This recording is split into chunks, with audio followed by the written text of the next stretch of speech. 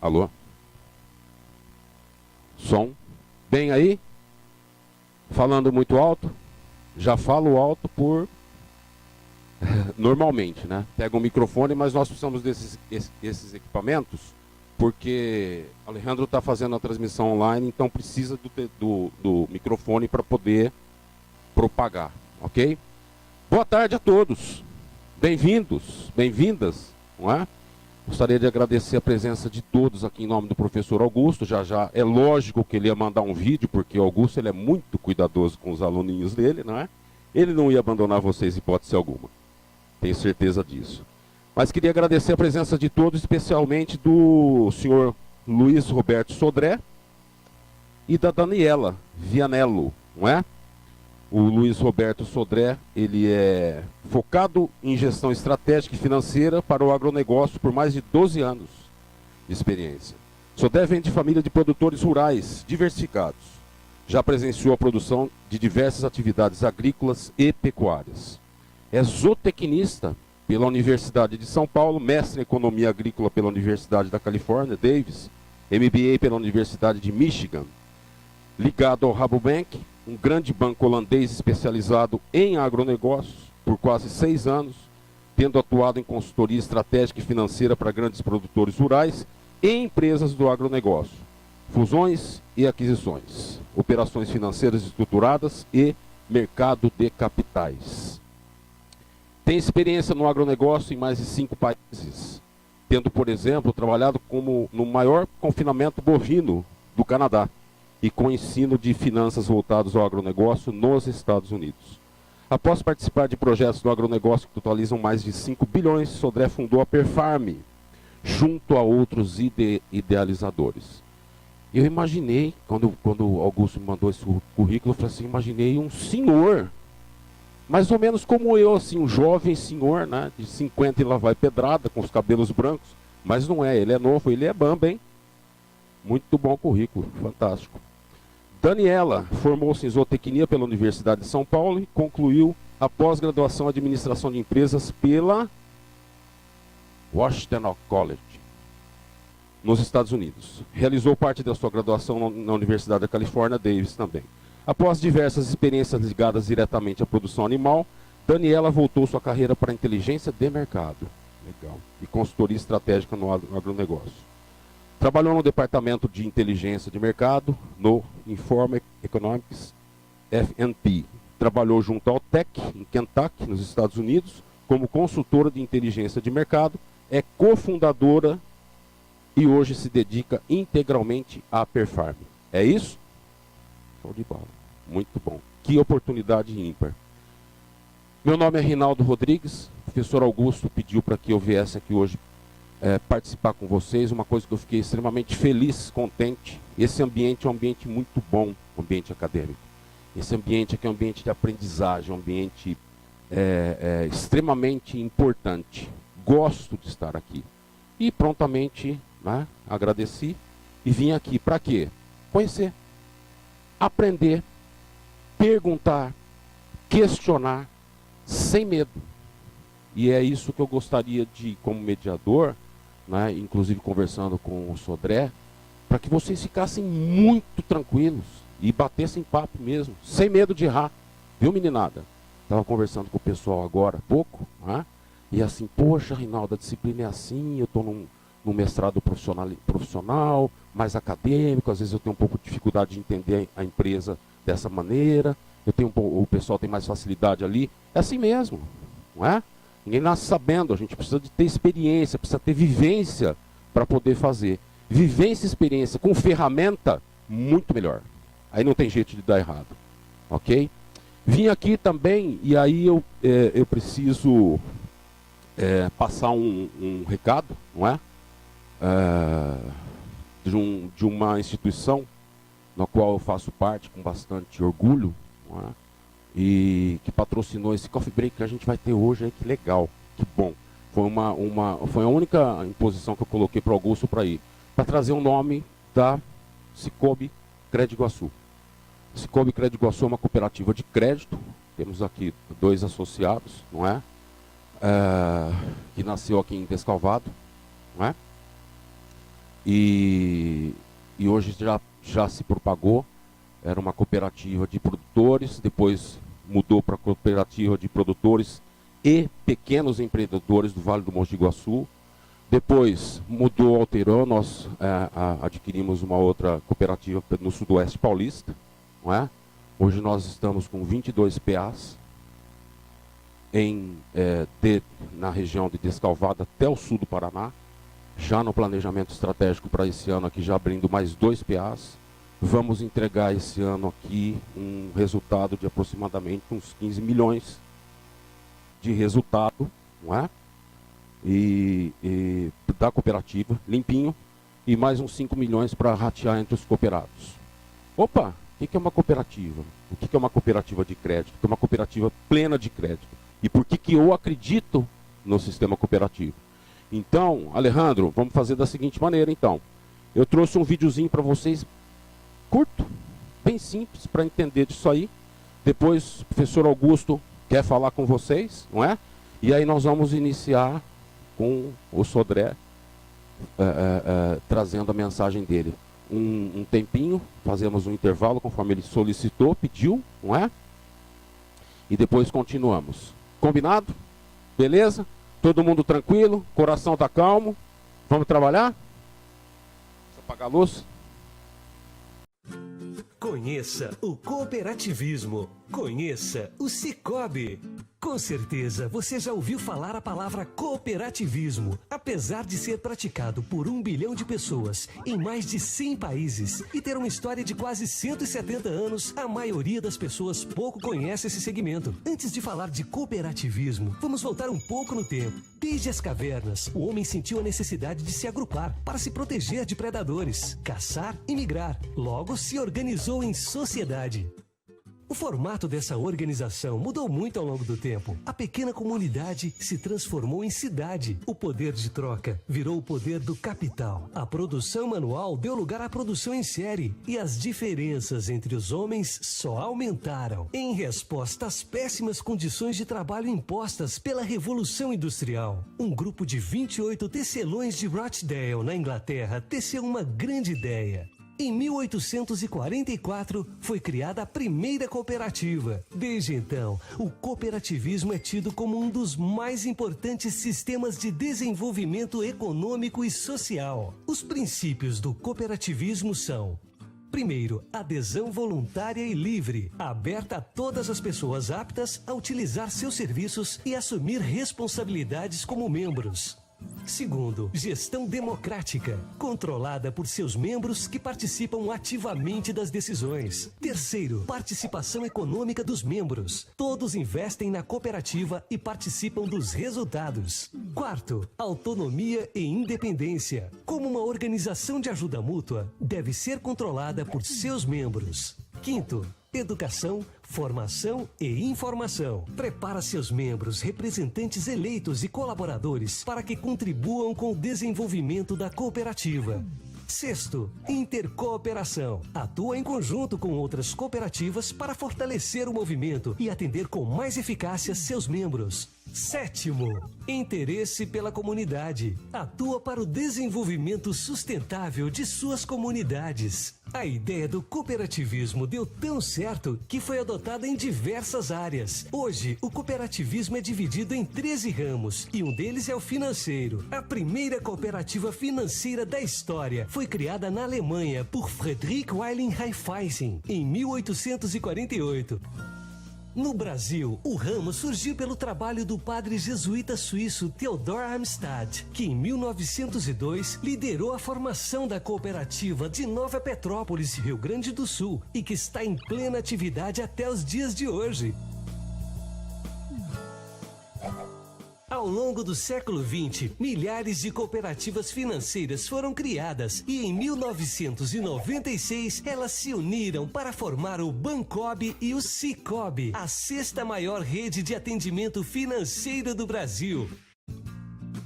Nas instituições financeiras cooperativas, você não é um correntista, é um cooperado. E isso faz toda a diferença. Sabe por quê? Correntista é um usuário dos serviços de um banco. O cooperado é um sócio da cooperativa e participa das decisões e principalmente dos resultados financeiros. Como a cooperativa não visa o lucro, e sim o bem comum dos associados e da comunidade, oferece as melhores taxas do mercado nas linhas de crédito e investimentos, além de desenvolver produtos exclusivos para as necessidades de seus cooperados. Quem é dono de uma cooperativa não precisa ser cliente de um banco. No Sicoob, você tem todos os produtos e serviços que precisa: conta corrente, cheque especial, cartão de crédito, financiamento de veículos e equipamentos, consórcios, investimentos, poupança, seguros, crédito consignado, linhas de crédito especiais, como BNDES e FCO, previdência privada, cartão BNDES, capital de giro, entre outras soluções. As cooperativas também fazem o recebimento de contas, carnês, boletos e tributos. Aqui você recebe um atendimento personalizado, diferenciado e ainda tem acesso aos mais modernos e fáceis canais de atendimento, como Mobile Banking, a sua conta sempre com você via celular, consultas, pagamentos, transferências e muito mais. Internet Banking, todos os serviços disponíveis via internet 24 horas por dia, 7 dias por semana. Além dos caixas eletrônicos do Sicoob, você pode usar também os terminais do Banco 24 Horas e da Rede Cirrus. Facebook, extratos via aplicativo social.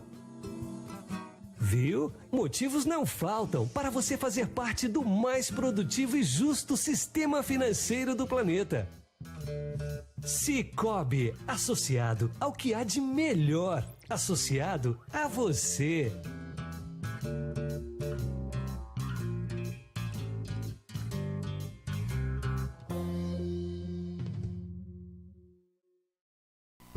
Muito bem. Perdão, eu esqueci de falar. Eu estou Conselho Administrativo do Sicoob Crédito Iguaçu, já no segundo mandato, não é?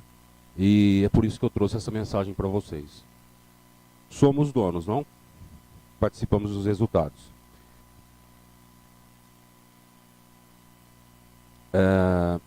Além disso, sou engenheiro agrônomo por formação, algumas outras especializações aí, mestrados e etc. E sou produtor rural também. Meu negócio é pecuária de corte. Trabalho com cria, recria e terminação. Ok? Vamos lá, seu Sodré. Perdão, o vídeo do professor. Muito boa tarde a todos e a todas. Meu nome é Augusto Gameiro, eu sou professor da FMVZ, a nossa Faculdade de Medicina Veterinária e Zootecnia da Universidade de São Paulo. Infelizmente eu não pude estar aí fisicamente presente com vocês neste sábado, mas eu fiz questão de deixar uma mensagem para todos vocês, tá? Minha mensagem é uma mensagem de boas-vindas a todas as pessoas presentes, incluindo nossos alunos de graduação, de pós-graduação, os nossos convidados externos, os nossos produtores rurais aqui da nossa região. É uma grande satisfação para nós da Universidade de São Paulo recebermos o Luiz Roberto Sodré, nosso palestrante, e a Daniela Vianello, a sua sócia, nesse dia de hoje, tá? Ambos são egressos da nossa universidade. Eu tive a oportunidade de ter sido professor do Luiz Roberto na graduação e orientador de estágio da Daniela. Pude acompanhar a graduação dos dois, a conclusão, depois o encaminhamento para pós, o encaminhamento para o exterior, enfim, toda a evolução profissional deles. E como todos vocês verão, são excelentes profissionais, e isso é um motivo de orgulho muito grande para nós da USP, tá? Eu queria fazer também um agradecimento muito especial ao professor Rinaldo Rodrigues, nosso amigo, colega, parceiro aí de várias atividades, que gentilmente aceitou moderar os trabalhos aqui nessa tarde de hoje. Então, muito obrigado, Rinaldo. Finalmente, eu agradeço também aos nossos colegas Alejandro, Gustavo, a Karen e todos os demais colegas que são componentes do LAI, do nosso laboratório, e pelo apoio que eles estão prestando ao nosso evento, tá? Então, de forma muito simples, com essas palavras, eu reforço o agradecimento a todos vocês presentes, desejo uma agradável e uma muito proveitosa tarde de sábado. Então, meu grande abraço a todos vocês. Até breve.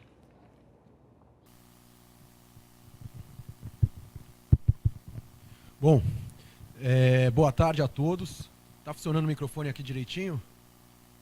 Agradecer ao Rinaldo, muito obrigado aí pela introdução. Hoje, então, a gente, nas próximas 3h30 aí, vamos ver se o pessoal consegue aguentar até às 6 horas da tarde, escutando esse tagarela aqui na frente, mas, de toda forma, eu quero, como o Rinaldo comentou, bater um papo com todos vocês, né? Agradeço, inclusive, a apresentação.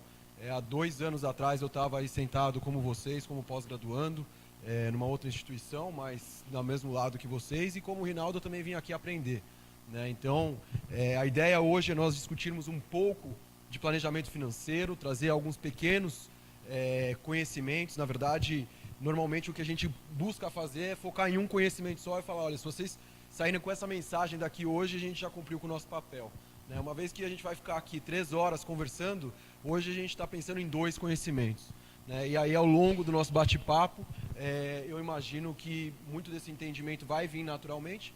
De toda forma, né, sempre destacando que, de fato, esse vai ser um bate-papo. Então, por favor, levantem a mão, né, interrompa, por favor, porque é isso que vai fazer todos nós aprendermos, né? Então, aqui só para começo de conversa, né, colocar que eu vou, de fato, cobrar a colaboração de vocês, né? Vou cobrar a participação de vocês. Até coloco, né, como eu falei, há 2 anos atrás eu estava no mestrado de administração de empresas, no MBA, né, aquele MBA original lá fora nos Estados Unidos. Foram 2 anos lá e em toda a disciplina eu tinha, de fato, 40% da minha nota atribuída à participação em aula, né? Então, no fundo, o que eu quero aqui hoje, nessa aula, nessa tarde de hoje, é fazer o mesmo com vocês, né? Eu quero ir até, né, o formato da sala, em formato de auditório, né, facilita essa interação. E é isso que eu quero de vocês. Então, eu vou cobrar. Se eu começar a fazer perguntas e eu ver que o pessoal não está participando, daí, então, eu vou me dirigir a palavra para algum selecionado que eu pegar aleatoriamente e, de novo, colocá-los aí para participar, né? Então, vamos participar, vamos conversar, interrompa, por gentileza. E aqui, a ideia é que todos nós aprendamos, né? Então, só uma introdução um pouquinho mais a fundo de quem sou eu, né? Como Rinaldo até colocou, né, colocou parte da minha vida acadêmica e da minha vida profissional aí, mas que eu gosto sempre de lembrar, no fundo, são as minhas motivações pessoais, né? Então, eu sou filho de produtores rurais, né? A gente, na minha adolescência, infância, né, fiquei muito tempo na fazenda e tivemos, de fato, todos os tipos de criação pecuária, né, desde cruzamento industrial, gado de elite, tivemos leite, já produzimos laranja, já produzimos uma infinidade de produções agrícolas, né, o que me trouxe essa paixão pelo agronegócio. E daí, então, aí no começo dos anos 2000, ingressei à Faculdade de Zootecnia, esse campus, né, que estamos todos presentes hoje. E daí, no final do primeiro ano de faculdade, né, meus pais chegaram até mim e falaram: estamos terceirizando toda a gestão da propriedade rural, né, para um terceiro. Em outras palavras, estamos arrendando todas as terras para a usina de cana-de-açúcar, que aqui perto se situa, né? Então, eu entrei na faculdade, de fato, né, com, né, uma vontade até de seguir mais na área técnica, né, reprodução, melhoramento genético. Acho que a cabeça da maioria, né, pelo menos naquele tempo que entrava na faculdade de zootecnia, de fato era essa. E aí, logo no primeiro ano de faculdade, eu tive essa surpresa, né, o que de fato me trouxe uma motivação, né, para focar em gestão de fazendas e dedicar a minha carreira a isso. Então, até o primeiro trabalho científico que eu publiquei, se eu não me engano, foi em 2004 ou 2005, inclusive sob orientação do professor Gameiro, ainda no Cicusp, na iniciação científica, né? Esse trabalho foi, de fato, como está sendo a evolução do plantio de cana-de-açúcar no estado de São Paulo frente à redução da área de pastagens, né? Então, de fato, aí, diretamente ligado a uma dor, né, que eu tive aí, vamos dizer assim, né? Mas desde então não quis saber, vamos dizer assim, dos negócios da família. De fato, sempre foi minha vontade traçar uma carreira solo, né? Então, sem depender de negócios da família, né? Então, daí, desde então, de fato, eu vim focando na gestão no agronegócio, tendo passado por gestão de fazendas efetivamente, gestão de empresas, que me trouxe uma visão, de fato, de um caráter mais profissional de gestão, como que essas grandes empresas, que de fato, inclusive, estão atuando no agronegócio, né? A gente está falando aqui de 5 milhões de produtores rurais no Brasil, né? Quantas empresas de insumos temos fornecendo insumos para produtores rurais? Inclusive, no último ano, viu uma consolidação, uma diminuição nesse número de empresas de insumos. Então, as empresas lá, tanto a Syngenta, uma empresa de herbicida que se juntou à ChemChina, que é uma empresa de herbicida chinesa, a Dow e a DuPont, né, que se juntaram também, da mesma forma, a Monsanto foi comprada pela Bayer. Então, a gente tem empresas com gestão muito profissionalizadas, atuando, né, a montante do produtor rural, ou seja, antes na cadeia produtiva, e temos da mesma forma a Jusante, né, uma BRF, uma JBS, uma série de outras empresas também atuando de forma muito profissionalizada, né, enquanto a gente vê esses 5 milhões de produtores brasileiros ali no meio, né, sendo encurralado nessa cadeia, e aí essa determinação de fato seguir uma carreira que focasse na profissionalização da gestão no agronegócio, né. Inclusive, passei 6 anos trabalhando no Rabobank, também uma cooperativa de crédito, né? Então, essas cooperativas, eu vou falar muito aqui de caixa de dinheiro ao longo da minha apresentação, no fundo são aí pessoas que têm esse âmbito cooperativista e querem se ajudar, então começa lá atrás com alguém tendo uma sobra de dinheiro, né? Um outro produtor precisando de dinheiro, por que não montar uma rede formal, né? Uma atividade econômica, formar uma instituição para mediar esses empréstimos. Então, de fato, assim como o Cicobi e o Rabobank também, as pessoas que depositam dinheiro, né, os correntistas, são de fato os proprietários também, né? Isso já traz também para a gente a imagem de que a instituição financeira está ao nosso lado, ao lado do produtor rural e não contra ele, embora, né, a gente tenha aí situações em que isso é visto de outra forma. Então, como eu falei, trabalhando no Rabobank, principalmente como consultor estratégico de produtores rurais, né, as primeiras 2 recomendações que nós dávamos para produtores rurais, né, independentemente do seu tamanho, e eu atendi produtores rurais no Brasil que faturavam mais de R$1 bilhão, assim como outros menores, mas as 2 principais recomendações eram: contrate um sistema de gestão, né, algo que consiga controlar os seus dados, né, de forma mais eficiente, processá-los de forma mais ágil. E, em segundo lugar, contrate um diretor financeiro, né, ou um gerente financeiro, né, que consiga traduzir esses dados, né? Então, aqui não estamos falando só de um auxiliar administrativo, de um contas a pagar, um contas a receber, alguém que só vai ficar pagando o boleto e inserindo os dados, né, no sistema. Então, sem um e sem outro, né, se não tivermos essas 2 características sendo implementadas no nosso agronegócio, a gente não tem gestão profissionalizada. Então, foi com essas motivações também que tanto eu quanto a Daniela, como outros colaboradores, decidimos fundar a Perfarm, né? Como que a gente consegue fazer uso da tecnologia para escalar esses tipos de recomendação, esses tipos de valor agregado para todo e qualquer produtor rural brasileiro, né? Então, como que a gente consegue não só fornecer um sistema de gestão, né, que seja fácil e rápido de usar, mas também fornecer todo o embasamento necessário para interpretar esses dados, né, e transformá-los em conhecimento. Então, eu acho que sem mais aqui da minha introdução, eu queria agora conhecê-los um pouco melhor, né? Então, eu vou pedir aqui, dentro do contexto que eu falei da participação, para aqueles que estão nessa disciplina de gestão, que levante a mão, por favor, só para que eu entenda com quem que eu estou conversando. Então, quem são aqueles que estão na disciplina, os estudantes efetivamente? Então, acho que 70% aí das pessoas. Quem que são produtores rurais que aqui estão presentes, por gentileza? Temos produtores rurais, temos alguns associados, produtores rurais, temos o Rinaldo lá, timidamente levantando a mão no fundo. Estudantes de graduação. Estudantes de graduação, temos alguns ali no fundo. Bom, bacana. Então, de fato, né, vou poder falar, testá-los, né, como estudantes de pós-graduação, assim como fui testado em ambos, né, dos meus mestrados, né? Então, e já vou começar agora no começo, já de cara, né, tentar entender na visão de vocês e buscar a colaboração de vocês para que a gente chegue até, anote, eu vou usar até o quadro aqui, porque de fato eu quero tomar notas dessa conversa, eu quero aprender também, né? Mas na visão de vocês, qual que é o maior problema da pecuária nacional? A gente pode ficar aqui até semana que vem discutindo isso, então vamos partir de um pressuposto que já existe uma dor na pecuária nacional, que é a dor da gestão, né? Então, a minha pergunta mudar um pouquinho, né? Antes de passar a palavra para vocês, né?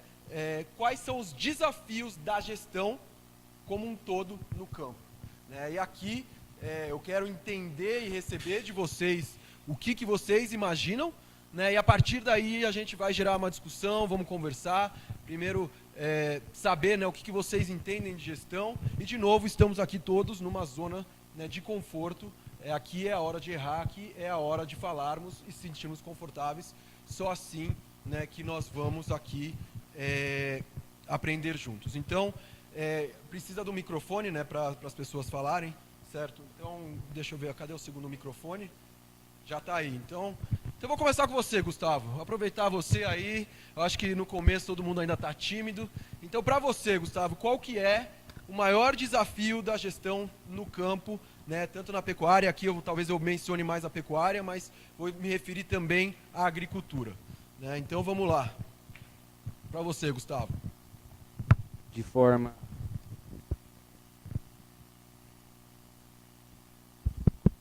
forma bastante sucinta, né?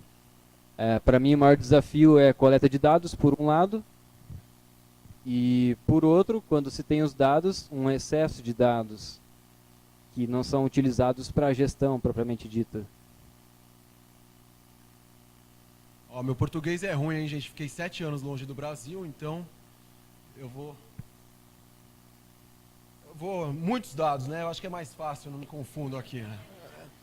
Muitos. Então a gente tem aqui o problema de coleta de dados, tanto para mais quanto para menos, é isso. Então quando a gente tem poucos dados, talvez falte algum tipo de conhecimento, e da mesma forma quando tem muitos dados, é isso. Explica um pouco melhor essa parte de muitos dados para mim. É difícil se trabalhar com os dados no sentido de gerar informação útil a partir de tudo aquilo que você tem. Quais são as informações realmente que são relevantes para você trabalhar e, de fato, se adequar à sua realidade e fazer isso virar uma meta ou uma métrica a se persistir e a melhorar a cada dia. Acho que é difícil juntar essa parte teórica, né, que se diz, olha, esse dado aqui te ajusta muito bem para ajudar a produzir mais ou ser mais rentável, mas colocar isso funcionando na prática é um desafio. Tá, então a parte prática é uma coisa que pega, porque a questão que eu entendi no início, é você ter excesso de dados, não ter um embasamento teórico e não conseguir traduzir. Aqui eu me peguei a um ponto específico que você mencionou, que é informação relevante, né? E depois de informação relevante você mencionou métricas, né? Então, falta o embasamento teórico e da mesma forma falta a aplicação prática. Foi mais ou menos isso que você quis dizer? Sim. Tá. Então, bacana. Então, vamos manter esse coleta de dados lá por enquanto e vamos passar a palavra aqui para uma próxima pessoa que queira colaborar. Por favor, qual que é o seu nome, por gentileza? É o Lucas. Lucas. Funcionando? Vamos lá, Lucas. A minha questão, eu acho que ela tem que ser interpretada com cuidado, que eu vou colocar para você.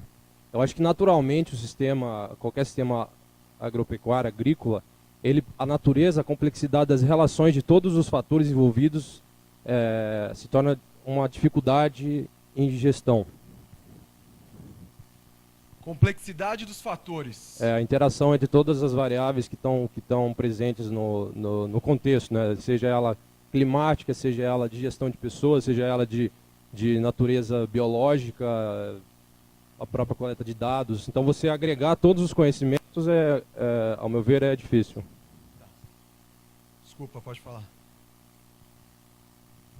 A agregação de todos os sistemas, você elaborar um organograma e colocar todos os itens, eles vão estar correlacionados uns com os outros. E isso, para você arredondar e otimizar alguma coisa em cima disso, ao meu ver, é um desafio, independente da qualificação do produtor ou não, vai ser um desafio muito grande, e isso é um desafio natural da pecuária, entendeu? Bacana, bacana. Não só acho bacana, como eu concordo com você e vou querer fazer mais algumas perguntas para você. Vamos sair um pouco do agronegócio, tá? Vamos pensar aqui, São Bernardo do Campo, vamos pensar uma metalúrgica lá, uma montadora de carros, né? Como que é o processo produtivo de uma montadora de carros, a grosso modo? Você tem uma linha de produção, você sabe quanto está entrando de alumínio e peças de um lado, você sabe quanto está saindo de carro montado do outro.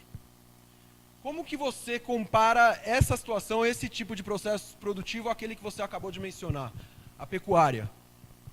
Eu acredito que você tem uma facilidade de controle muito maior dentro da fábrica do que numa pecuária, numa fazenda. Exatamente, né? Olha, eu vou dar alimento para o gado, mas e se o gado não comer? Né? Então, eu não mando no gado da mesma forma que eu ligo uma máquina lá na montadora para produzir metal em peças. Então, eu concordo plenamente com você. Na verdade, até estava construindo em cima, né? No agronegócio, historicamente, né, ele tem muitas variáveis, né? Inclusive, daqui a pouco a gente vai discutir algumas questões de cunho mais estratégico, mais a fundo, mas o que a gente tem é como que se discute estratégia num ambiente de total incerteza ou num ambiente de risco, né? Qual que é a diferença de risco e de incerteza? Né? Incerteza, a gente não tem como prever o resultado. Risco, a gente sabe que o resultado varia, mas a gente consegue predizer alguma coisa relacionada àquele resultado. Né? Qual que é o risco de não chover? A gente não vai ter uma precisão muito eficaz, né, de saber 80% de chance de chuva, mas a gente consegue saber qual que é o resultado. Quando você tem um cenário de incerteza, você não faz absolutamente ideia nenhuma. Né? Eu não sei se vai ter um terremoto amanhã, não sei se vai ter um furacão amanhã, isso é um cenário de incerteza. Até quando você estuda estratégia dentro desses dois cenários, né, o que se fala é o seguinte: se você está num cenário de extrema incerteza, né, talvez nem se recomende você a controlar dados. Por quê? Porque se você tem tantas variáveis, tanta complexidade, que é o seu caso, né, se você quiser controlar dados, você muito possivelmente vai estar míope e não vai estar conseguindo avaliar todos os dados possíveis e imaginários. Então, se você tem um cenário que você não consegue estimar o resultado, né, mas você quer usar dados, você tem que tomar muito cuidado da forma como você usa esses dados, porque você pode só olhar para um lado. Quando você está no cenário de risco, daí sim, você consegue medir o seu resultado, você consegue planejar de acordo, talvez, com uma probabilidade desse resultado, né, acontecer ou não acontecer. E concordo que isso, de fato, é um desafio na pecuária nacional. Né? De fato, como que há 20 anos atrás nós conseguiríamos tomar nota de tudo aquilo que ocorre no campo? Controlar individualmente os animais, marcar a eficiência de cada máquina. Essa é a realidade hoje? Pergunto para você, Lucas. Se eu entendi no contexto geral, se isso acontece atualmente? Exato. Então, há 20 anos atrás, nós tínhamos, de fato, né, uma pecuária que poderia ser percebida dentro de um cenário de completa incerteza, porque nós não tínhamos mecanismos de controlar todas as variáveis, essa complexidade, e entender essa complexidade que você falou para mim, desses fatores produtivos ou fatores quaisquer outros que estejam envolvidos. Né? Então, há 20 anos atrás, isso era de fato difícil de fazer, monitorar essa complexidade e a coleta de dados de todos esses fatores. Pergunto para você, hoje a realidade ainda se sustenta dessa forma? Eu acredito que existem sistemas que provavelmente eles têm esse acompanhamento que você está falando, eles têm um maior controle, conseguem estar trabalhando talvez em questão de administração de risco, mas de maneira geral eu acredito que é muito pouco significativo sistemas assim. Sim, concordo que é muito pouco implementado, mas hoje a gente não pode mais trazer a desculpa de que o agronegócio tem muitas variáveis e por isso a gente tem dificuldade no planejamento, por isso a gente tem dificuldade no controle de dados. Eu não estou falando de Perfarm aqui, eu estou falando de vários outros softwares, várias outras tecnologias, desde aquelas voltadas à agricultura de precisão, zootecnia de precisão, desde aquelas voltadas a mais questões técnico-produtivas, a questões mais financeiras, ou de RH. A gente tem inúmeros mecanismos hoje na pecuária, até os próprios meteorologistas que conseguem predizer com uma certa acurácia qual que vai ser o clima amanhã. Temos muitas formas, né, de controlar esses dados e, portanto, atuar num ambiente não mais de incerteza, mas num ambiente de risco. Né? A gente sabe hoje, né, conseguimos controlar e predizer o ganho de peso diário de um animal, dada uma determinada dieta. Obviamente, a gente não vai acertar 100% o resultado, mas a gente consegue estimar quais são esses resultados. Então, né, se a gente entender que o planejamento, ou talvez o controle e processamento de dados, é uma dor no agronegócio, a gente tem que entender por que existe essa dor. E a dor, eu acho, é exatamente o que você comentou. Né? Existia uma complexidade, né, existe uma complexidade complexidade no agronegócio que a gente não encontra em outros setores da economia. Né? Em outros setores lá, o engenheiro sabe exatamente quantos tijolos ele precisa para construir uma casa. Né? Então, por mais que grande parte das teorias econômicas e inclusive de administração comecem a ser fundamentadas no próprio agronegócio, afinal de contas, a Revolução Industrial aconteceu há 300 anos atrás, e antes disso, né, era só agricultura e pecuária, basicamente, né, e muitas das teorias de administração datam, né, de 500, 1000 anos atrás. Né? Então, a gente já não pode culpar os produtores rurais, por mais que a administração e que a economia tenha se iniciado na agricultura, a gente não pode culpar os produtores rurais, talvez por não ter uma gestão profissionalizada ou por não terem tido uma gestão profissionalizada ao longo do tempo. Né? E agora, se alguém discordar de mim, por favor, levante a mão. Né? Se a gente não tiver ninguém, eu vou passar então a palavra para uma próxima pessoa para a gente discutir, mas a gente já começa a ver como essas questões que vocês estão mencionando estão ligadas uma na outra. Né? Uma dor, né, do produtor ou da gestão leva a outra e assim sucessivamente. Eu tenho lá no fundo, por favor, fala seu nome, por gentileza. Boa tarde. Boa tarde. Meu nome é Fernando, eu sou engenheiro de produção mecânica. Há 20 anos eu trabalho em indústria. E eu estou no programa, estou inserido no programa por uma questão estratégica e porque eu quero novos desafios, eu quero migrar. E eu estou há pouco tempo no programa e eu estou fazendo um estudo para escrever um artigo para a matéria do Gameiro e eu tenho encontrado dificuldade em entender por que o produtor rural ele não mensura, não dá valor aos produtos que ele tem, aos equipamentos que ele tem. Por exemplo, um produtor rural da pecuária de corte, o boi dele que ele vende tem muito valor, mas todo o equipamento que ele tem para sustentar essa pecuária, pelo que eu tenho estudado, pelo que eu tenho lido, eu tenho observado que ele não dá tanto valor como a indústria dá aos equipamentos que ela tem. Numa indústria hoje você tem valor até num pallet, para você transportar o produto.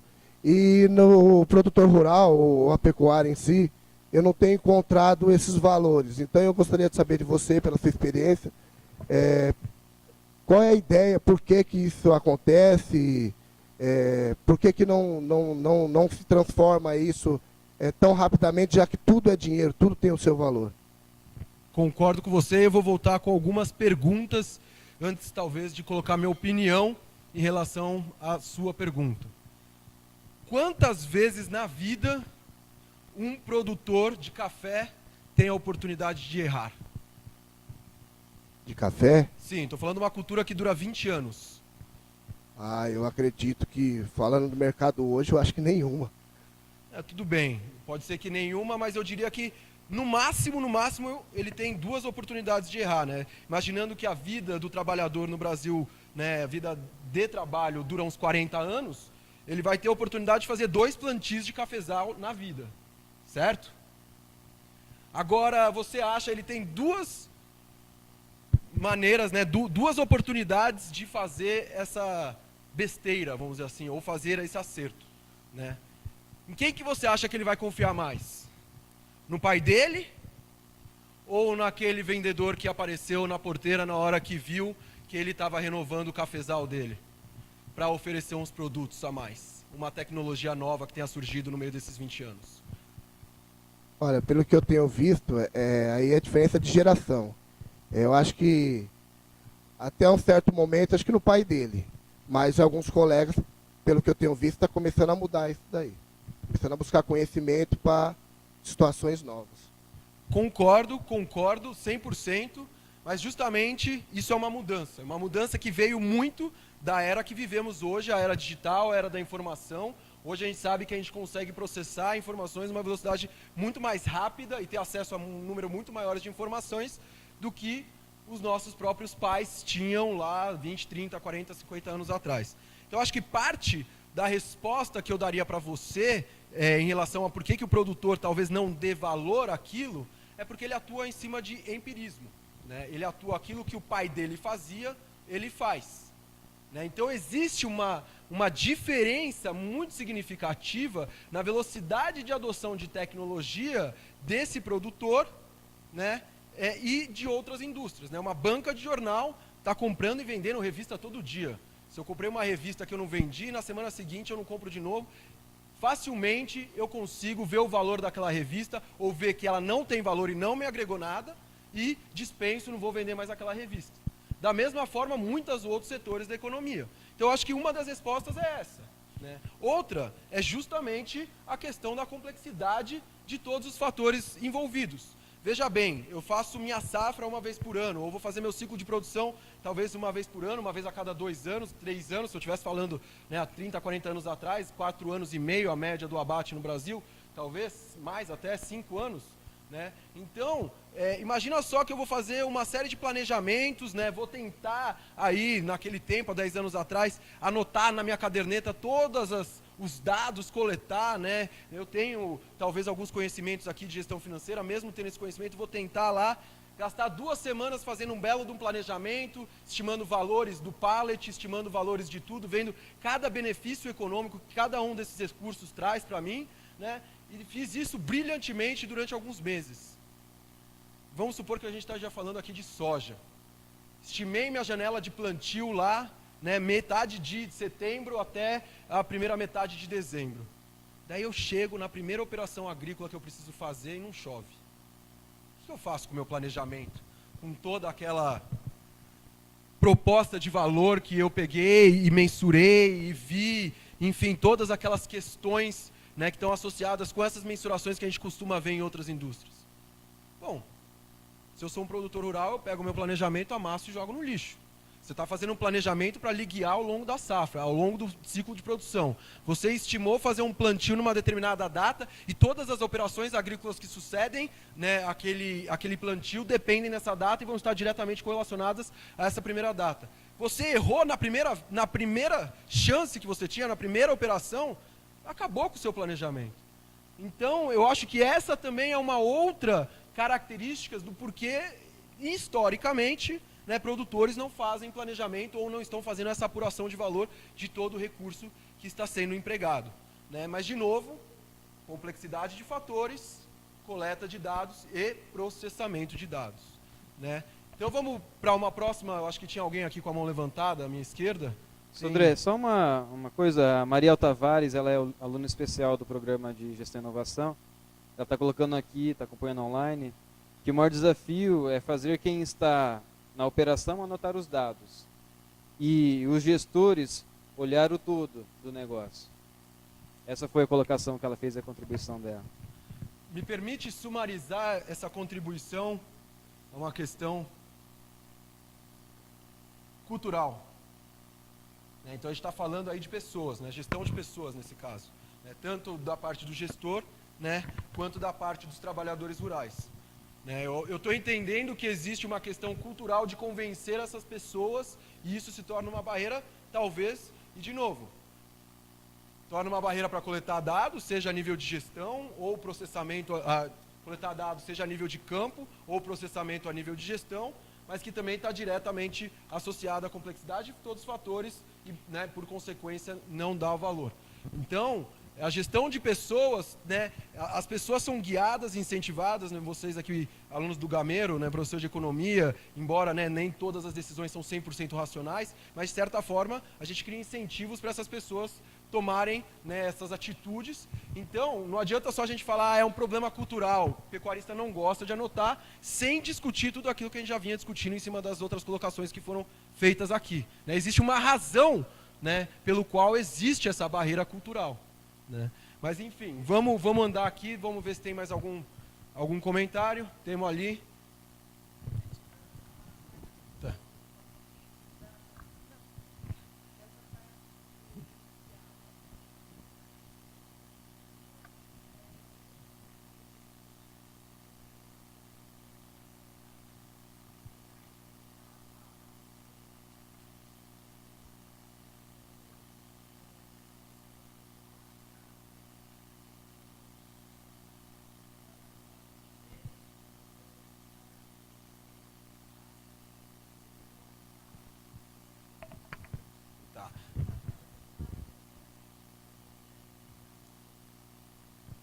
Então eu vou dividir em dois esse seu comentário.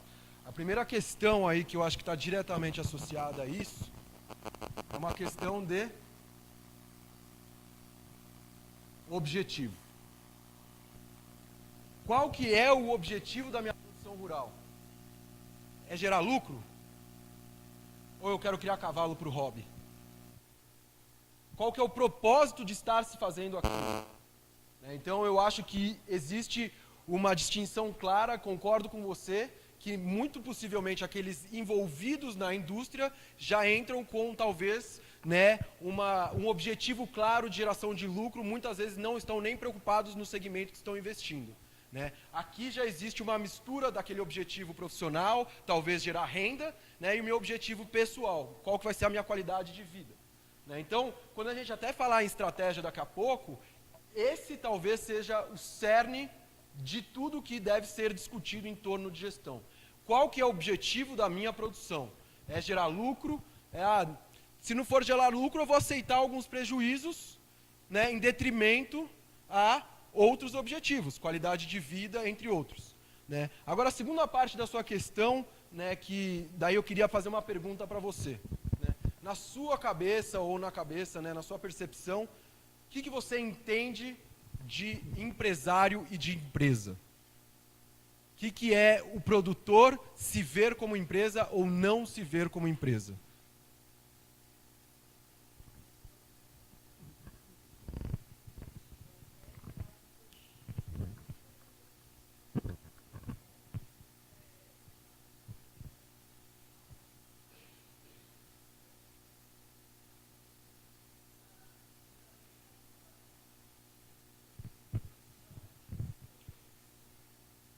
Sim. A minha definição para a empresa é justamente uma organização de pessoas para desenvolver, para chegar a um objetivo em comum. Então, uma cultura empresarial, uma cultura organizacional, talvez seja aquela em que as pessoas entendam que estão fazendo parte do todo e que a sua participação no todo contribui para o ganho do todo. E daí a gente pode discutir visões capitalistas ou visões de mercado, outras visões, mas na minha cabeça é isso que eu tenho. Então, eu acho que de toda forma, existe uma organização de pessoas em qualquer propriedade rural para desenvolver um fim. Agora a gente quer saber se eles agem de forma estruturada e tendo a consciência que de fato são uma organização e que cada pedacinho contribui para o todo, e o todo seguindo a linha de chegar a um objetivo, temos que ver se de fato isso ocorre. Mas a gente não pode negar que a estrutura empresarial ela já é enraizada em qualquer produção rural. Agora, qual que é o nível de estruturação que eu quero dar para essa organização de pessoas?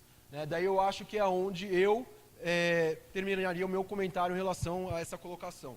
Mas muito bem apontado a questão do objetivo. Tá? Vamos seguir aqui. Desculpa, tem mais algum comentário? Não?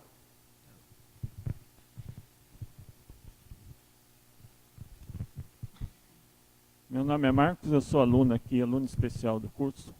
Eu trabalhei a minha vida inteira na área de vendas. Eu trabalhava em indústria, vendendo para o varejo, que ia para consumidor posteriormente. Eu acho que o produtor, o agronegócio, ele é muito reativo nas alternativas de venda que ele possa ter, entendeu? Tanto a forma de distribuir, a forma de estocar, as alternativas que ele pode ter de chegar no consumidor nos diversos produtos que ele tem. Eu vejo que ele espera acontecer e ele não toma iniciativa para achar as melhores alternativas para ele vender e chegar ao consumidor. Tá? Parece que ele nem olha isso para mim. Tá? Então você diria que isso é um comportamento do pecuarista ou agricultor enquanto consumidor? Não, como empresário mesmo. Ele não olha as alternativas melhores que ele poderia fazer o produto dele chegar até o consumidor. Tá? Ou de uma forma direta ou indireta, ou via uma estocagem, ou via uma distribuição em determinadas regiões. Tá? Ele é muito reativo. Tá, o que você está falando para mim, então, gestão mercadológica.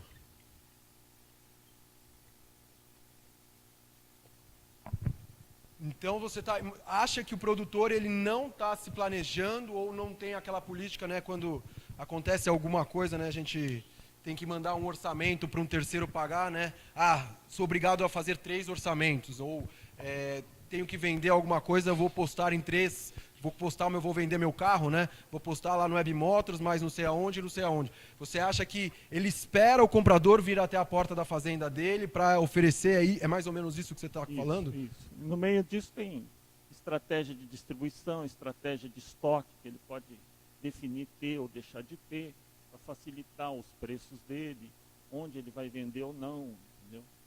É lógico que depende do produto, tá? Tem produto perecível que acaba mais rápido ou não. Mas eu acho que ele é completamente reativo. Tá. Eu gostei dessa sua colocação, eu quero explorar ela um pouco mais. Quais são as implicações, talvez, dessa falta ou dessa pouca gestão mercadológica que ele faz, né? Essa falta de sofisticação de gestão mercadológica, de entender ou pesquisar quando pode vender, quando pode comprar. Quais são as implicações aí que você imagina fruto desse problema? Ele pode simplesmente ter que vender mais barato, é uma alternativa e ele perder rentabilidade, ou ele pode deixar de vender por ruptura, tá? Ele não ter o produto naquele local que o consumidor estaria disposto a comprar. Tá? Então, vender barato. E qual que é a outra? Outra é ruptura de venda. Ele não está com o produto naquela hora que o consumidor quer comprar, naquele lugar. Tá. Gente, eu quero me ater um pouco mais nessa questão, né? E quero perguntar para outras pessoas, até para colaborarem nesse tema, né, se vocês acham que existem algum outro tipo de implicação fruto, né, dessa falta ou, né, de sofisticação de gestão mercadológica. Qual que são as implicações? Alguém tem alguma opinião? Por favor, qual que é o seu nome? Meu nome é Daniel, sou aluno do programa de mestrado profissional e atuo numa cooperativa.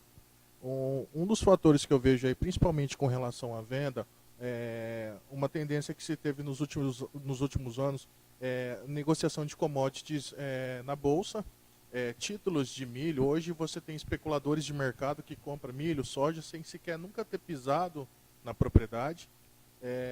Então, os principais armazéns, receptores dessa mercadoria, ele acaba emitindo esses títulos, se compra, e aquele médio e pequeno produtor, por falta de qualificação, de estudo de mercado, ou até de uma própria cooperativa, ou de uma organização que o ampare para essa gestão de planejamento de vendas, ele fica à mercê do mercado. Às vezes os melhores contratos de venda são feitos pré-safra e ele fica estagnado, então ele produz, não tem como armazenar na sua maioria das vezes, fez seu custeio, fez suas dívidas, então ele acaba ficando refém de vender ao preço que o mercado está oferecendo no momento. E eu acho que também um grande fator que influencia o meio do agronegócio como um todo é a falta de qualificação na gestão e na técnica também. Em alguns casos o produtor é qualificado também, mas ele também não tem a visão do grupo que está trabalhando com ele, da importância da qualificação dos seus funcionários para fazer um engajamento entre a ideia do produtor, o objetivo e a parte operacional como um todo. Bacana, gostei. Até anotei aqui essa questão de especulação, né? São agentes externos ao agronegócio que vão entrar trazendo barulho, né, para o setor, né? Eles entram como agentes especuladores e podem, né, acabar acarretando em flutuações de preço que não necessariamente estão atreladas, né, àquelas curvas de oferta e demanda que a gente aprende em economia, né? Você tem outros agentes, né, que estão poluindo o mercado. Tá? Essa é uma questão aqui que você colocou, mas você até bateu numa outra tecla que até foi comentada pelo Marcos, né? Você falou a palavra à mercê e ele falou a palavra reativo, né? Em ambos os casos vocês estão falando que o produtor ele está suscetível ao mercado e o resultado dele é 100% ou altamente correlacionado a essas flutuações de mercado. Pergunto para você. Você acha que o produtor, ele pensa em obter uma produtividade menor, uma produção menor, para ter uma colheita numa época em que o preço está mais alto?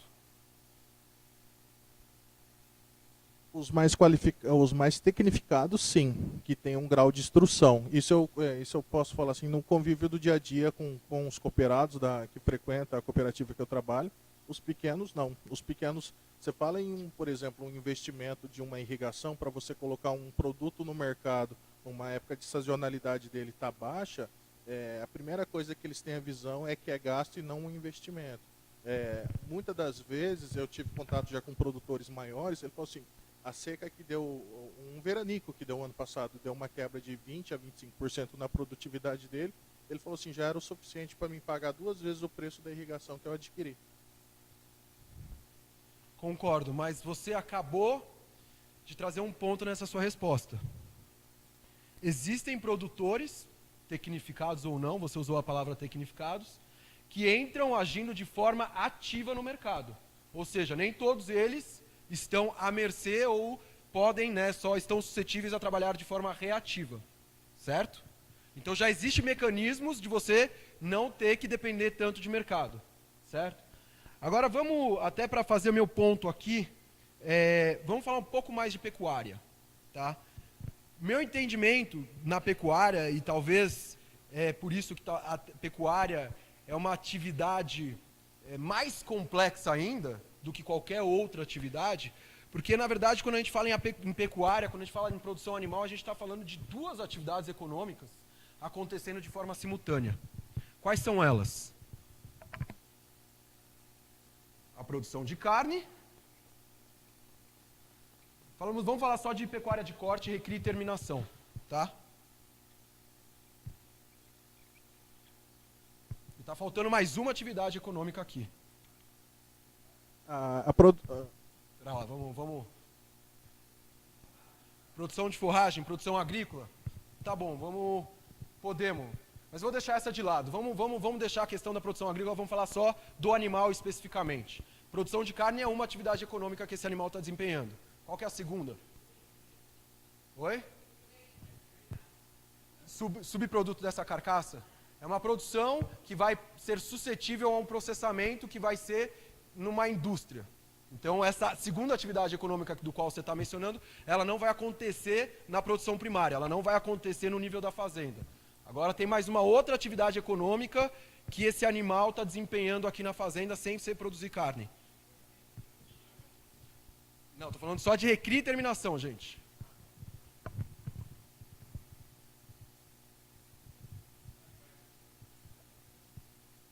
Quase lá, quase lá. Mas tem uma segunda atividade aqui. Estoque de capital, chegando lá, está bem próximo. O que esse animal está fazendo além de produzir carne?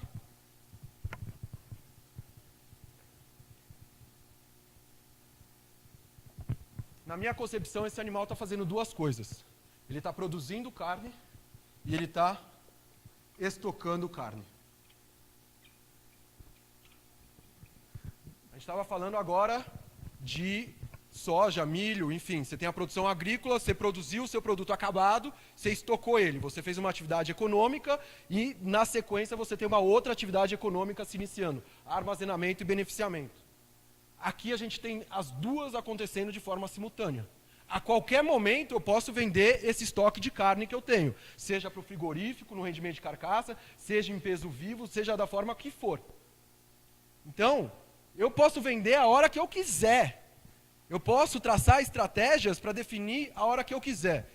Pergunto para você. A gente não está precisando de nenhum investimento em silo adicional, não estamos precisando de nenhum mercado futuro para nos ajudar a entender, esse mercado ou planejar preços, enfim.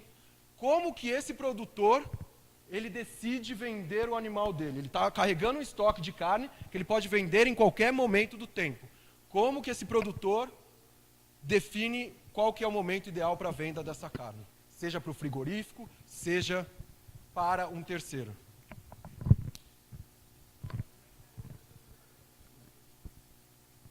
Na hora que o mercado oferecer o maior preço para ele. Ou seja, mais uma vez você está falando que é reativo. Mas deixa eu te perguntar uma coisa, por mais que a gente não esteja produzindo carne, que esse animal não esteja ganhando peso, a gente está incorrendo custos numa segunda atividade econômica?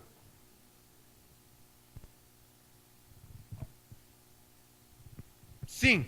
Aliás, você só consegue produzir carne se você arcar com o seu custo da primeira atividade econômica primeiro. Se você não pagar a energia de mantença desse animal, ele nunca vai produzir carne. Então, uma atividade é condicionada à outra.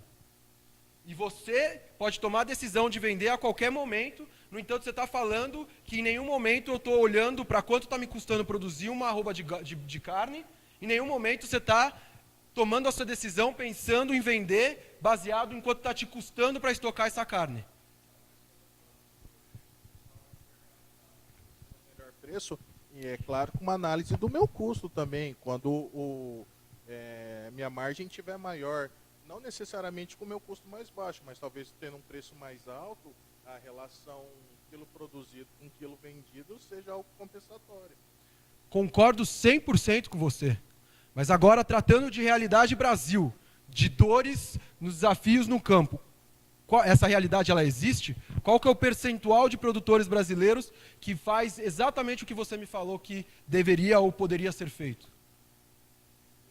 Eu acho que, uma opinião particular minha, acho que ainda a pecuária é um pouco pior que a agricultura. Acho que a agricultura, em termos de avanço na gestão financeira, ainda está um pouco melhor do que o do pecuarista. Eu acho que é mínimo aí quem faz esses custos aí para saber o momento ideal de venda em relação aos seus custos. Com certeza. De novo, mais uma vez com você, e daí eu acho que a resposta para isso, por que a pecuária ela é ainda pior em termos de gestão de custo do que a agricultura? A minha resposta está aqui, ó. E tem mais uma outra coisa, a resposta o próprio Alejandro deu, ou alguém outra. A produção de carne, essa daqui, é uma integração vertical de uma segunda atividade econômica, que é a produção agrícola.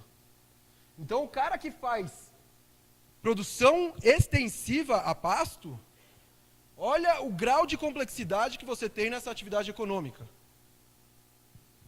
Então, o negócio se torna ainda mais complexo, né? E, na verdade, o que eu vejo é justamente isso. Eu vejo duas situações, tá? Até para dar andamento aqui, a gente tem um material para apresentar, depois a gente pode debater com os demais, mas eu acho que existe um segundo fator de decisão de venda do produtor, né? Que vender o almoço para pagar a janta, ou vender a janta para pagar o almoço, como vocês queiram falar. O produtor, ou ele vai vender quando a arroba estiver lá em cima, ou quando ele não tiver dinheiro no caixa para pagar funcionário. Em ambos os casos, ele não está olhando para o custo dessa arroba. Inclusive, até lhe pergunto, quanto que você acha que é a margem de lucro de um produtor de gado que faz produção a pasto extensiva no Brasil?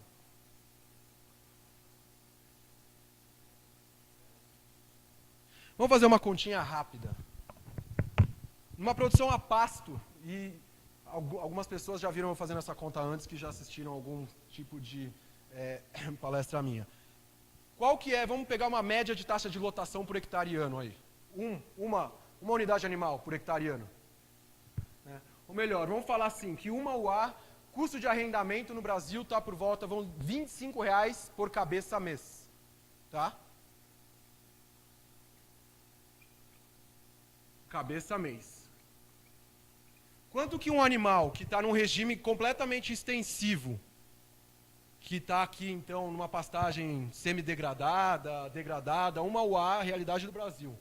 Quanto que esse animal ganha de peso por dia num regime de sal mineral, vamos dizer assim?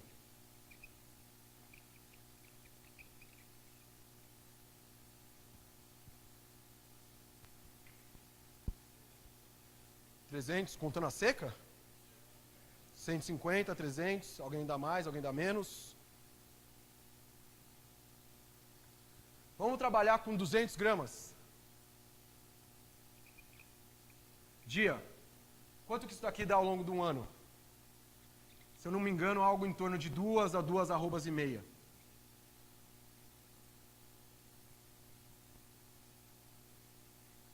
Quanto está a arroba? Hoje, 120, 125. Ou seja, esse cara está produzindo de carne lá a minha atividade econômica, a primeira delas, 2 arrobas no ano, 2,5 arrobas no ano. Ou seja, ele está produzindo uma receita marginal ao longo desse ano, ou seja, quanto que ele produz de receita adicional proveniente dessas 2 arrobas de R$250. Quanto que ele está pagando de arrendamento, só de arrendamento mesmo? Quanto? Qual que é a margem de lucro desse produtor? Só contando o custo do arrendamento?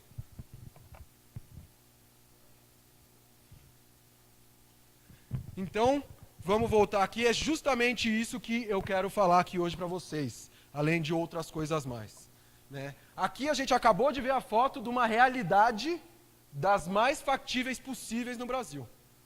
Um pecuarista que na largada já não consegue pagar o arrendamento. Ah, se eu pagar o custo da terra, eu não sobrevivo. Eu vou colocar para você que a gente já fez análises econômicas internas lá, de sistemas, sejam eles de ILP, entre outros, que tem 40%, 50% ao ano de retorno sobre o investimento. Então, para mim, isso não cola. Até porque, se eu estiver nessa atividade, eu estou gerando prejuízo, eu estou diminuindo o patrimônio da minha família, enquanto que eu deveria estar, né, provendo aí resultados positivos.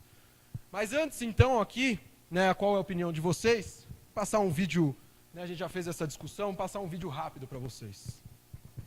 Aonde que eu posso apagar a luz aqui? A primeira de baixo para cima. Acho que todos vocês devem conhecer esse vídeo. Eu preciso do som. Tem como?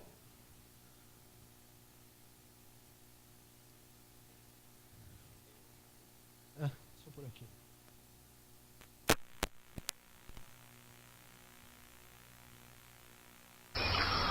Conceito de estratégia, em grego, estratégia, em latim, estratégia, em francês, stratégie. O senhor está anotando? Sim, senhor. Vou pedir isso na prova. Em inglês, strategy. Em alemão, estratégia. Em italiano, estratégia. Em espanhol, estratégia. Senhor coordenador, Pois não, meu o senhor. 05 está dormindo. O 05? Sim, senhor. Tenha bondade. Seu 05, se eu deixar essa granada cair, o senhor vai explodir o turno inteiro. O senhor vai explodir os seus colegas, o senhor vai explodir os meus auxiliares, o senhor vai me explodir. O senhor vai dormir, seu 05? Não, senhor. Estamos todos confiando no senhor. Eu vou retomar o raciocínio. O conceito de estratégia em grego. Bom, era só isso mesmo. No fundo é porque eu quero começar a abordar aqui um novo tema, na verdade, conversando em cima de tudo que a gente já vem conversando, que é estratégia. Até hoje no agronegócio está muito se falando, né? A gente já tem algumas pessoas falando em estratégia, mas eu quero perguntar para vocês aqui, então, né, pedir aí pelo menos uma opinião de vocês, o que é estratégia? Essa coisa que está aí na moda, que é tão bonita, o que é estratégia? Muito se fala, né? Gestão estratégica. Aqui no começo eu falei, ó, nós somos uma empresa focada em gestão estratégica e financeira. O que é estratégia? Alguém? Eu vou ter que procurar algum candidato.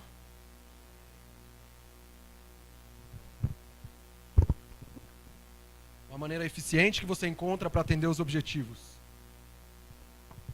Acho que tá dentre as definições, sim. Eu não quero, de novo, não tem certo ou errado aqui, gente, tá? Só quero trazer essa questão para que a gente pense. Né? Alguma outra definição? Quem mais? Lucas?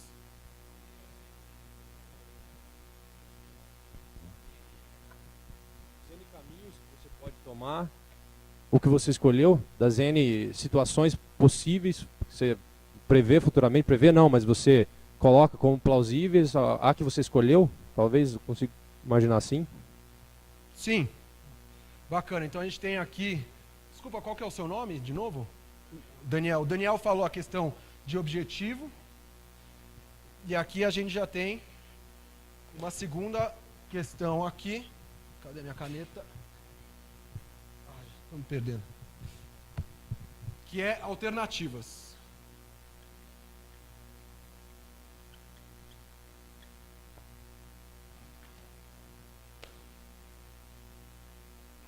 Conjunto de ações, escutei aí.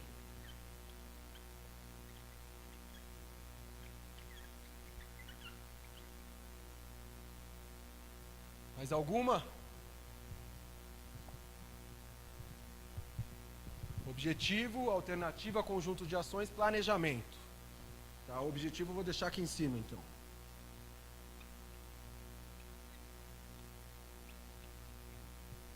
Mais alguma? Lá no 360 graus.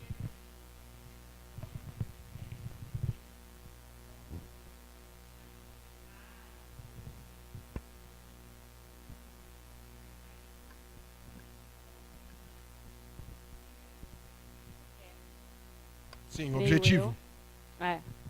Você quer saber, você tem que saber o que você quer chegar, planejar e verificar todos os pontos, seja desde o início, por exemplo, de um desenvolvimento de um produto que você vai acarretar com isso, qual o mercado que você vai absorver esse produto, enfim, o quanto de ganho você vai ter nisso, os prós, os contras, os pontos fracos, os pontos fortes disso, fazer uma análise que a gente fala, tem uma análise acho que econômica que chama de SWOT, realizar essa análise internamente no seu processo, primeiramente, porque isso afeta depois externamente, e entender, no caso, mediante ao mercado, então, que você quer, a região, enfim, para realmente ver se aquilo realmente vale a pena. Porque hoje, na parte, pelo menos, de indústria, a gente vem da parte de indústria, no mercado muito competitivo, né? Pode falar. Que é o mercado, por exemplo, que nós trabalhamos, que eu trabalho, que é o mercado de pet food, a estratégia ela tem que ser muito bem pensada. E os planos de negócios ou estratégias que essas empresas elas acarretam para uma linha, para competir com outras empresas maiores, isso vem sendo planejado, vamos supor, 2, 3 anos antes. Show. Só antes de concluir, quer falar, não? Então, beleza, vou dar seguimento aqui, tá? Tem mais pergunta vindo por aí, gente. Plano de ataque, num cenário de incerteza ou risco, né? De novo, como eu falei, se você não sabe o que está vindo por à frente, você precisa traçar um plano de ataque, né? Para chegar em algum lugar, dado uma limitação de recursos, né? Então, as pessoas que estudam economia sabem muito bem que toda decisão é condicionada a uma limitação de recursos, quaisquer que sejam eles.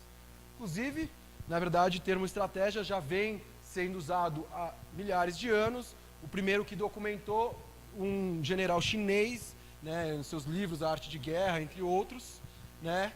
Então, uma batalha ganha antes de começar, né? Então, aqui, um dos primeiros documentos falando de estratégia, ele falou mais algumas coisas. A suprema arte de guerra é derrotar o inimigo sem lutar. Concentre-se nos pontos fortes, reconheça as fraquezas, agarre as oportunidades e proteja-se contra as ameaças. Só que tem alguma coisa semelhante com SWOT, né? SWOT, que vem, né, do inglês Strength, Weakness, Opportunities and Threats. Exatamente isso daí, pontos fortes, fraquezas, pontos fracos, oportunidades e ameaças. Mais uma, a estratégia sem tática é o caminho mais lento para a vitória. Tática sem estratégia é o ruído antes da derrota. Ou seja, a questão de objetivos que vocês estão comentando. Se eu não sei qual que é o objetivo do meu agronegócio, esse é a tática, né? Por mais que eu esteja fazendo coisas no campo, né? Alguém já viu algum produtor que troca de raça de gado todo ano?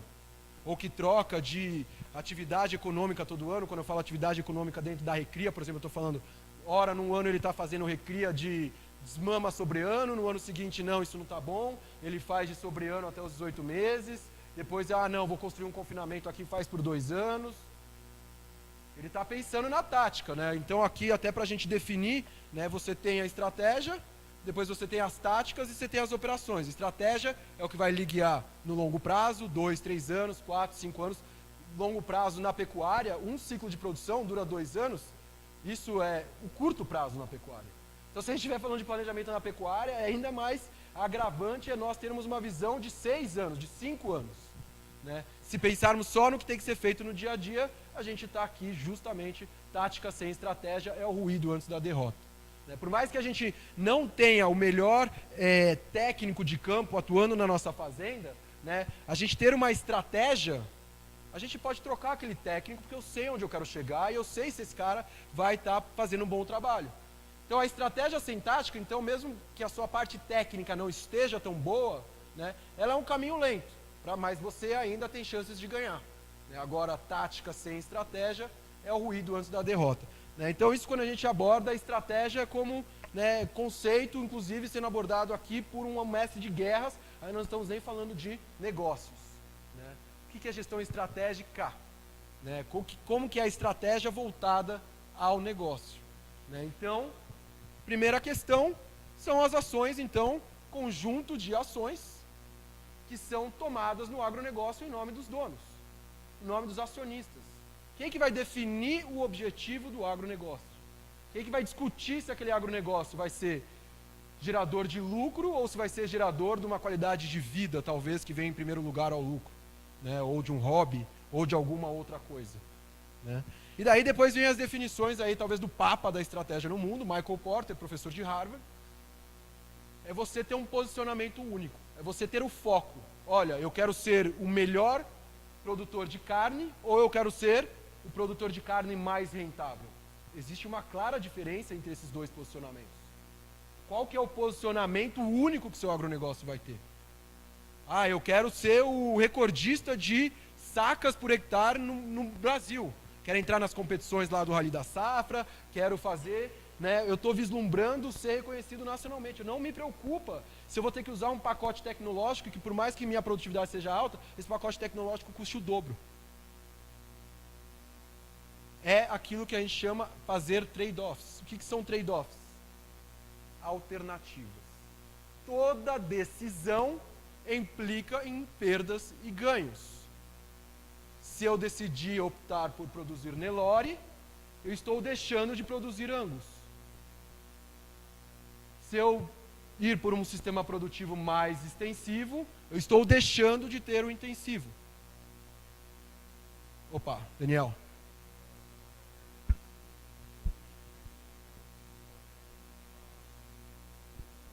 Não, vamos lá. Umas situações que o mercado proporciona algumas alternativas, acaba bagunçando bastante por um outro lado. Por exemplo, o que eu vejo, é aí que eu falo que é uma coisa mais de agricultor do que de pecuarista. A soja está dando dinheiro, ele migra do milho e vai para a soja, às vezes arranca a laranja, arranca a cana, aí o que é que acontece? No ano seguinte tem superprodução, excesso de produto no mercado, o preço vai lá embaixo. Você acha que talvez, se o governo tivesse uma melhor meios de controlar, como talvez um zoneamento de produção, você acha que não poderia passar uma segurança mais para o agricultor ou para o pecuarista também? Porque aí eu já falo, o pecuarista já ficaria também um pouco refém de preços de mercado em relação a commodities, para a parte de alimentação desse gado dele também. Eu concordo, mas eu acho que a agricultura no Brasil ela já passou por muitas, aos trancos e barrancos, sobreviveu sem suporte governamental. Né? E eu acho que tem muitos pecuaristas e agricultores que se sucederam nisso. Então, podemos até ficar discutindo políticas públicas aqui, mas eu acho que a gente não pode depender dessas políticas públicas. Né? E o que eu até costumo falar, e até desculpa ser um pouco incisivo no que eu vou falar agora, e até o exemplo que eu vou usar, né? Mas eu costumo associar o que a gente chama de gestão estratégica aqui, aquela mulher grávida que está inteiramente preocupada com o hospital que ela vai fazer o parto, está inteiramente preocupada com quem que vai ser a parteira ou um médico, obstetra que vai fazer, né, o nascimento. Entretanto, ela é uma fumante durante a gravidez. Ou seja, o que eu estou querendo dizer com isso? Tudo aquilo que ela poderia fazer em prol daquele feto, para o benefício e saúde daquele feto, ela não fez. Entretanto, tudo que é externo a ela, tudo que a gente fala, né, quem que vai ser o hospital, aí ela se preocupa demais. E você mesmo apontou para mim que o produtor não calcula seu custo de produção. Então eu insisto em dizer, e é o que a gente procura defender, estamos procurando oferecer ferramentas para o mercado para possibilitar o produtor a fazer gestão de custo e se empoderar. E daí aonde que o planejamento financeiro e a gestão financeira, né, ela é transpassada para uma gestão estratégica. À medida que eu tenho conhecimento sobre aquilo que eu estou fazendo, que eu tenho uma visão de longo prazo, que eu estou pensando não somente no que acontece dentro da fazenda, mas fora da fazenda, né, e que eu vou tomar decisões não somente baseadas em números. Né. A gente viu até um exemplo crasso, a questão dos arrendatários, aí o pessoal que arrendou cana, né, para a usina de cana-e-açúcar. Se eu tivesse feito um planejamento financeiro única e exclusivamente, lá há 15 anos atrás, o VPL lá, qualquer medida de resultado econômico, de retorno econômico que você use, seria talvez o mais positivo possível, seria indiscutível que todos deveriam migrar para a cana-de-açúcar. Entretanto, o que aconteceu no mercado 4, 5, 6 anos depois? Um monte de usina parou de pagar produtor. Né? Falhou-se em tentar entender como que o mercado estava caminhando, como que as ações internas devem remediar ou estar respondendo às ações externas, e daí a gente teve esse problema. Então, a minha resposta para você, sim, podemos pensar em políticas públicas. Mas quando a gente fala numa pecuária, ou mesmo na agricultura, a pecuária é grave aqui porque o custo de produção varia até 500% de produtor para produtor. 500%, né? Pelo menos as análises que a gente faz internamente. Né? Na lavoura, ainda não tanto. Né? Mas é justamente isso que eu vou sempre bater e que a Perfarm vai sempre bater. Olhar dentro da porteira. Há muito o que pode ser feito dentro da porteira, né, tanto em gerenciar risco, gerenciar a produção, olhar para custo, olhar para uma série de coisas que você pode até ter um pênalti do governo, né, carne fraca, esse ano de delação, para a pecuária foi um ano de más surpresas. Mas e se o cara não está medindo o custo de produção que varia 500%? O que é um 20% de oscilação de preço de mercado? É só isso que eu quero trazer e quero aqui, vocês, né, a disciplina de gestão de custos, mas né, que eu quero bater na tecla toda hora. Né, aqui, a última coisa que Michael Porter fala, então, Michael Porter fala essas 3 últimas, é a criação do FIT, a criação de uma cultura interna que caminhe na direção, né, correta. Então, se eu estou criando um agronegócio, que meu objetivo é criar cavalo, chegar lá e ver tudo isso muito bonito, é meu hobby mesmo, né, eu vou falar para o meu funcionário, olha, sempre que você vê uma pelagem, né, despenteada, penteie.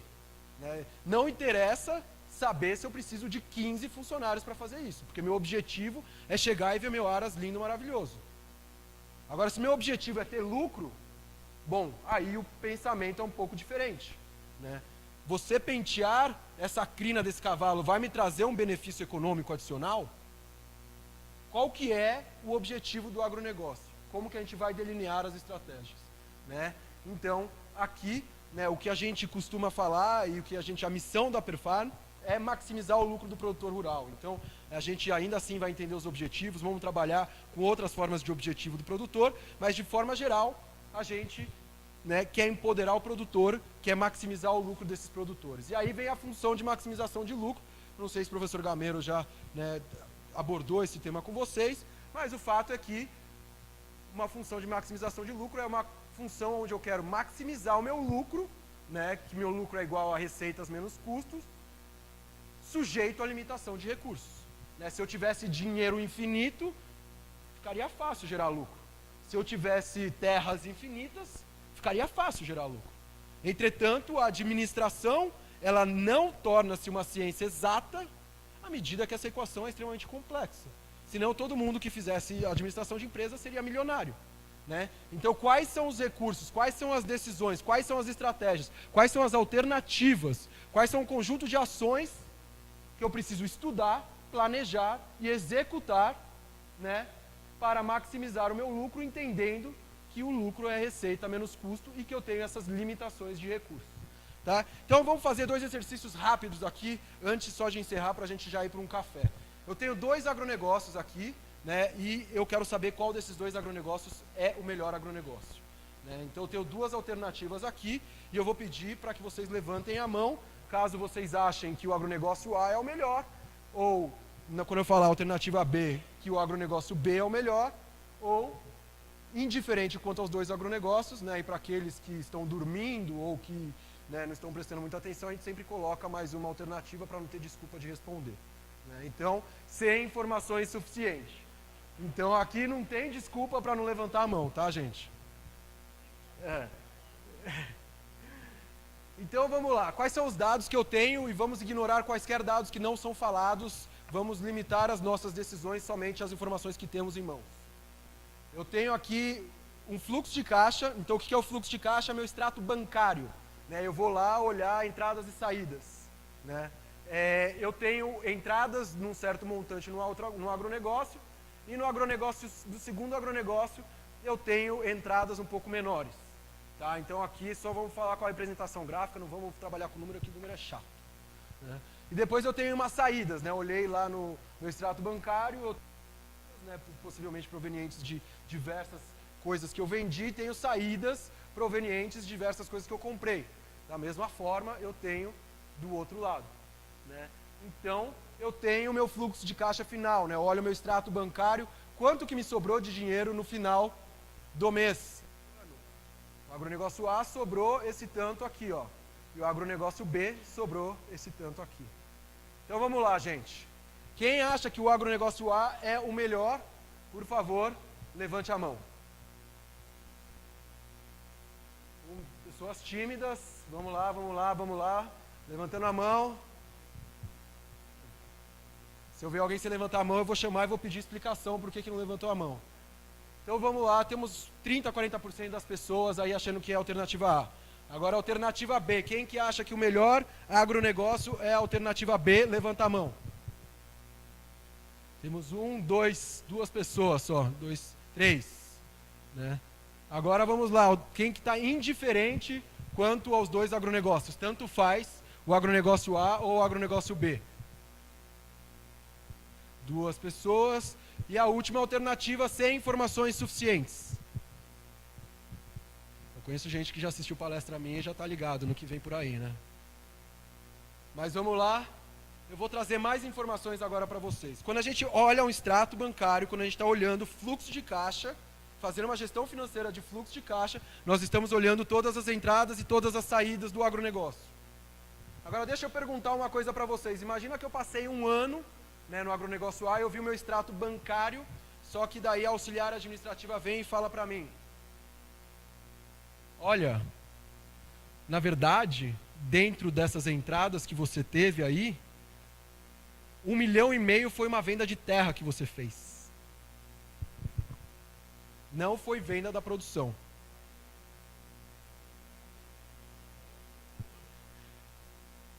Da mesma forma, no agronegócio B, a gente fala: olha, você teve uma saída porque você comprou o vizinho. Não foi custo de produção. Vocês querem mudar a resposta? Vamos lá. Então vamos lá. Quem que acha que é o cenário A, que o agronegócio A escolheria o agronegócio A para tomar essa decisão? Eu quero trabalhar para o agronegócio A. Levante a mão.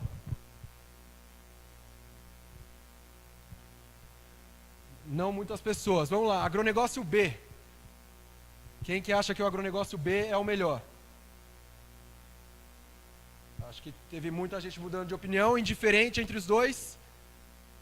Temos ainda o Daniel, mais alguém? Sem informações? Bom, fluxo de caixa operacional de um, fluxo de caixa operacional de outro. A geração de dinheiro, quanto sobrou de caixa da minha operação em um e outro. Mas eu ainda não vou falar para vocês qual que é o melhor, pelo menos na minha opinião. Vamos para um segundo exercício, mais rápido agora. Então eu tenho as mesmas alternativas, agronegócio A e agronegócio B. Só que agora vamos falar sem pegadinha, tá? Só entradas e saídas operacionais, tá, gente? Então agora não vamos descartar compra do vizinho, venda de terra, venda da máquina. Só o que o cara comprou de insumo e só o que ele vendeu, seja do milho, da soja, seja do animal. Eu tenho entradas em um, eu tenho entradas em outro. Saídas operacionais em um, saída operacional em outro. Então é o fluxo operacional, de caixa operacional, que eu mostrei no slide anterior. Vamos lá. Quem que acha que o cenário A é o melhor? Agronegócio A, levanta a mão. Quem que acha que o agronegócio B é o melhor? Grande maioria. Quem acha que está indiferente, tanto faz quais são os dois agronegócios? Ou sem informação suficiente? Já tem mais gente escolhendo a alternativa D, né? Mas vamos lá. Deixa eu contar um segredo para vocês. Imagine que no agronegócio A, eu comprei e vendi uma série de coisas, mas parte das minhas vendas de produção eu ainda não recebi o dinheiro. Eu não vi essa venda de soja, porque a trade vai me pagar em 6 meses, 180 dias, 2 meses, que seja. Em compensação, no agronegócio B, de todos os insumos que eu usei no campo, eu ainda não paguei por todos eles. Eu comprei insumos com 30, 60, 90 dias. Entretanto, eu só estou vendo o meu extrato bancário. Eu só estou vendo minha conta no banco, meu fluxo de caixa. Alguém quer mudar de opinião? Vamos lá de novo, então. Quem que acha que o cenário A é o melhor cenário nessa situação? Levante a mão. A grande maioria. Acho que eu não vou parar por aí. Chegamos finalmente ao resultado do período. O que eu quero mostrar para vocês é que fluxo de caixa não necessariamente é o resultado do período. A gente está conversando sobre maximização de lucro, a gente está conversando sobre retorno, sobre medir lucro. Como que a gente faz para medir o bendito do lucro? Resultado operacional vai ser informado num demonstrativo de resultados. A gente vai estar apurando as receitas e os custos conforme eles ocorrem, independentemente da forma de pagamento. Eu vendi uma soja, eu vendi ela por X reais a saca, independentemente se eu vou receber esse dinheiro daqui a 6 meses, daqui a 1 ano, eu vou apurar esse resultado hoje. Da mesma forma, o custo de produção. Se eu gastei lá meu estoque, se eu comprei 100 reais de diesel, só que eu só usei 50 reais na minha produção, só esses 50 reais configuram o custo de produção. Os outros 50 reais é estoque, está lá parado, não foi utilizado ainda. Então é importante a gente saber a diferença desses dois, para principalmente fazer a avaliação e chegar naquilo que nós estávamos discutindo, de ser reativo, vender o almoço para pagar a janta. No agronegócio, imagine uma situação que eu produzo um gado 2 anos. No primeiro ano eu vou ver só fluxo de caixa negativo. Eu só fiz a compra do gado, a compra do sal, a compra de tudo. No segundo ano eu só vou ver fluxo de caixa positivo, é só a venda. Tá justo falar que num ano eu tomei um prejuízo e no segundo ano eu tomei um lucro excepcional? Então, aqui olhando na prática, quando a gente olha, só passando rápido aqui para a gente ir para o break, a gente vai sempre olhar no fluxo de caixa quando ocorreu pagamentos de insumos, quando ocorreu as transações financeiras. Entretanto, o regime competência, que é isso que eu estou falando, demonstrativo de resultados, a gente vai apurar receitas e custos conforme o período que lhe compete apurar. Eu vou simplesmente anotar, quando eu vender o meu gado, quanto que foi o custo total acumulado até então, quanto que foi a receita total acumulada, e aí eu tenho que anotar as atividades e o uso dos insumos para cada gado, para cada talhão, para cada quaisquer lavouras que sejam, de forma que eu consiga chegar no momento que eu vender o meu produto, eu consiga, de fato, calcular o custo de produção. Então, aqui o regime de competência ele vai ter receitas, custos e lucro, e o regime caixa, entradas, saídas e o fluxo de caixa livre. Eu estou correndo para dar o break, mas depois do break eu vou retomar isso daqui também para vocês. O regime de competência vai calcular o seu custo de produção de forma precisa. Você vai saber na vírgula qual que é o seu custo, qual que é a sua margem de lucro. O regime caixa, ele é fácil. Você consegue ir no seu extrato bancário e ver quanto sobrou de dinheiro. Para uma banca de jornal, que está pagando fornecedores com 1 semana, com 30 dias, quando você olhar no horizonte de 1 ano, possivelmente você já recebeu a maioria dos pagamentos, ou já pagou a maioria dos seus fornecedores. Então, seu fluxo de caixa, ele vai ser um indicativo do seu resultado do período. Entretanto, quando você olha a pecuária, o exemplo que eu dei agora há pouco, né, se eu estiver produzindo, comprando animais somente hoje para abatê-los daqui a 2 anos, no primeiro ano eu vou ver, se eu analisar o meu resultado para o fluxo de caixa, né, um resultado inteiramente negativo, prejuízo financeiro, e no segundo ano só positivo, quando na verdade eu não estou em nenhum dos casos analisando quanto que custou aquele animal e quanto que eu vendi, né? Então, aqui a gente tem a apuração real de custos no regime competência. O fluxo de caixa é uma gestão de um recurso, né? Caixa é um recurso, assim como uma pessoa, assim como uma máquina. O fluxo de caixa, ele vai ver quanto de disponibilidade desse caixa nós temos no nosso agronegócio, né? Da mesma forma que quando eu fazer a gestão de pessoas, eu vou ver quanto de disponibilidade de mão de obra, de horas de trabalho ou máquinas, eu vou olhar para isso.